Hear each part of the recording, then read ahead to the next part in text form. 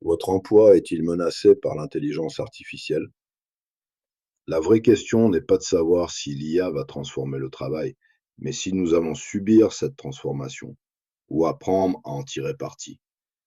Votre profession, votre emploi, votre avenir sont-ils menacés par l'intelligence artificielle et les robots? C'est une question que beaucoup se posent aujourd'hui, et souvent la réponse fait peur. Partout, on entend la même chose. Des métiers vont disparaître, des emplois vont être automatisés, des décisions seront prises par des algorithmes. Et ce qui inquiète le plus, ce n'est pas seulement la perte d'emploi, c'est une autre réalité, plus silencieuse.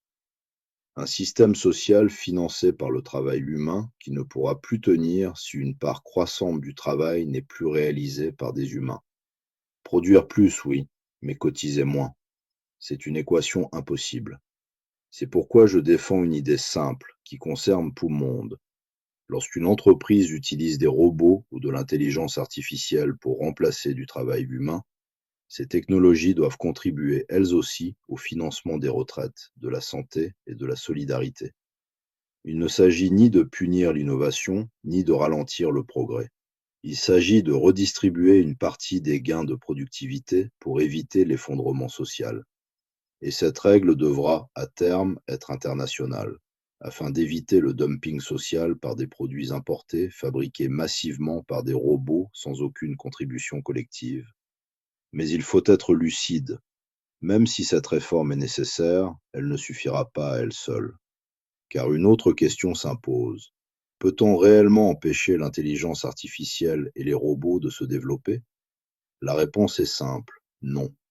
Ni les États, ni les entreprises, ni les citoyens ne peuvent arrêter ce mouvement. Alors la vraie question devient, comment en tirer le meilleur parti, collectivement et individuellement? La bonne nouvelle, c'est que l'intelligence artificielle n'est pas seulement un outil de concentration du pouvoir, elle peut aussi devenir un outil d'émancipation personnelle. Avant d'aller plus loin, je dois vous dire une chose importante. Je ne suis ni informaticien, ni ingénieur, ni spécialiste de l'intelligence artificielle. Je ne vends pas de technologie. Je suis simplement un citoyen qui a décidé de comprendre et d'utiliser cet outil plutôt que de le subir. Et c'est là que mon témoignage compte. J'ai plus de 70 ans. Je n'ai aucune formation informatique. Pourtant, grâce à l'intelligence artificielle, j'ai pu réaliser des dossiers juridiques complexes, comprendre des questions fiscales et successorales, créer des pages Internet, mettre des vidéos en ligne, structurer des projets d'écriture, approfondir mes connaissances en astronomie et même concevoir un guide de formation accessible à tous. Si cela est possible à plus de 70 ans, sans bagage technique, alors c'est possible pour tout le monde. C'est à partir de cette expérience qu'est né le guide de formation à l'intelligence artificielle que je vous propose aujourd'hui. Un guide simple, pratique, conçu pour les débutants, pour les personnes sans formation informatique, pour celles et ceux qui veulent comprendre, utiliser et tirer profit de l'IA dans leur vie quotidienne. Le programme de formation est gratuit. Il vous permet de découvrir les bases, les usages concrets et les possibilités réelles de l'intelligence artificielle. Le guide, quant à lui, est proposé à un prix volontairement accessible, parce qu'il a été rédigé avec l'aide de l'intelligence artificielle elle-même. Il est pensé pour être à la portée de tous. Le programme gratuit et le guide sont accessibles directement. L'adresse apparaît à l'écran et se trouve aussi dans la description de la vidéo.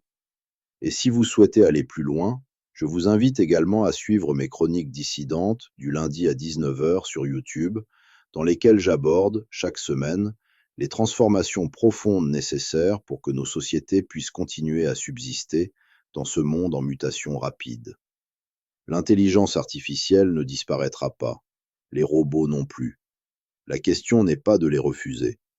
La question est de savoir si nous choisirons de les subir ou de les utiliser intelligemment. Le futur n'est pas écrit, mais il se prépare dès maintenant.